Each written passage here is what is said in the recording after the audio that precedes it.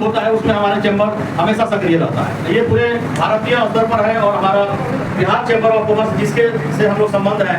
उसका 100वां साल 1926 में Bihar chamber of commerce and industry की स्थापना हुई थी और उसका 100वां शताब्दी वर्ष इस बार मनाया गया 23 और 24 मई को पटना में चैम्बर के अपना भवन में, जहाँ हमारे बिहार के माननीय मुख्यमंत्री, उद्योग मंत्री, सारे मंत्रीगण भी वहाँ पर पधारे हुए थे और काफी भव्य आयोजन हुआ था जिसमें अपने रक्सौल चैम्बर से अध्यक्ष हमारे राकेश कुशवाहा जी, मैं शंभू चौरसिया महासचिव के हैसियत से हमारे नितिन कुमार जी वरिष्ठ उपाध्यक्ष वहाँ हैं और दिलीप शाह जी हमारे कोषाध्यक्ष वो भी साथ में शरीक हुए थे और बहुत भव्य आयोजन हुआ था जहाँ हम लोग का बहुत मान सम्मान और स्वागत हुआ और उसी से प्रेरणा लेकर के हम लोगों ने कोशिश किया कि रक्सौल के हमारे व्यावसायिक बंधु हैं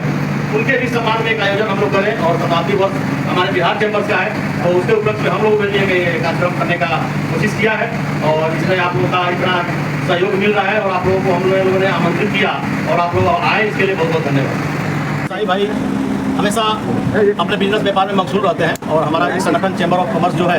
व्यवसायियों की संस्था है तो उन लोगों को सुदान से अपने व्यवसाय से कुछ समय निकाल करके हम लोग एक प्लेटफॉर्म पर इकट्ठा किए कि हमारा चैम्बर एक यूनिटी के रूप में जाना जाए, एक संगठन है, एकता के रूप में भी है और उन लोगों को सम्मानित भी करने का हम लोग का अवसर मिला है और बिहार चैम्बर ऑफ कॉमर्स से हम लोग संबंध रखते हैं। बिहार चैम्बर ऑफ कॉमर्स का 100वां साल है, इसके उपलक्ष्य में हम लोगों ने ये भव्य आयोजन किया। इंडिया नेपाल का संबंध तो अंतर्राष्ट्रीय स्तर का है, फिर भी जो व्यापारी के हम लोग का खुला व्यापार यहाँ से चलता है उसके लिए बीच में कुछ परेशानियाँ नेपाल के द्वारा उत्पन्न हुई है जो यहाँ के व्यवसायी हमारे प्रभावित हुए हैं। उसके लिए हम लोगों ने नेपाल चैम्बर जो 2 बड़ी संघ है उसके भी प्रतिनिधि अभी आएंगे हमारे 1 बजे से कार्यक्रम में, उनसे भी हम लोगों ने चर्चा किया है वहाँ के प्रशासनिक अधिकारियों से और अपने बिहार पटना दिल्ली जहाँ भी अपने विभाग के विदेश मंत्रालय है वहाँ पर हम लोगों ने इस भी चर्चाएँ की है। उसके लिए सुविधाएँ शुरू हो गई है, पहले 100 रुपये का वैध था, अभी 500 तक किया गया, लेकिन हम लोगों ने 5000 तक का भी मांग किया है कि उसको सुचारू रूप से आवागमन करने में कोई दिक्कत नहीं हो, जिससे व्यापार हमारा फलता फूलता रहे।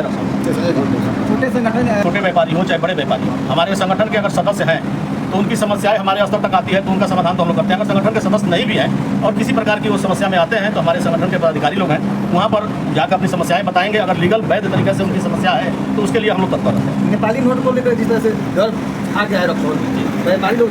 नेपाली रुपया लेने से डर रहे हैं और जब तक नेपाली रुपया लेंगे नहीं व्यापार चलेगा, इसके लिए आप क्या? ये तो बहुत ऐतिहासिक हम लोग का संबंध रहा है नेपाल से और खुला बॉर्डर है और नेपाल इंडिया करेंसी आवागमन वहाँ भी चलता है और यहाँ भी चलता है, लेकिन बीते कुछ दिनों में कुछ समस्याएं आई है विनिमय को लेकर, तो उस विनिमय को लेकर के हम लोगों ने प्रयास किया है और प्रयास कर रहे हैं कि उसको थोड़ा सा तरीका से वैध तरीका से उसको सुविधा मिल जाए सरकार के द्वारा और ताकि परेशानी नहीं हो। कॉमर्स इंडस्ट्री एक व्यवसायियों का संस्था है,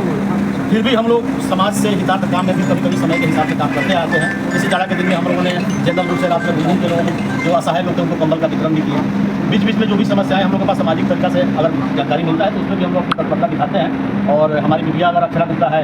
और रक्सौल में बहुत दिनों से ये मांग चल रही है खेलकूद स्टेडियम के लिए, तो हमारे समाजीय सांसद भी हैं आ रहे हैं, अभी थोड़ी देर में विधायक भी आ रहे हैं, तो हम लोग उससे भी इसकी पहल करेंगे और पहले भी बात उठाई जा चुकी है। आने वाले समय में हो सकता है कि इसका विस्तार हो और इसका काम बहुत शुक्रिया।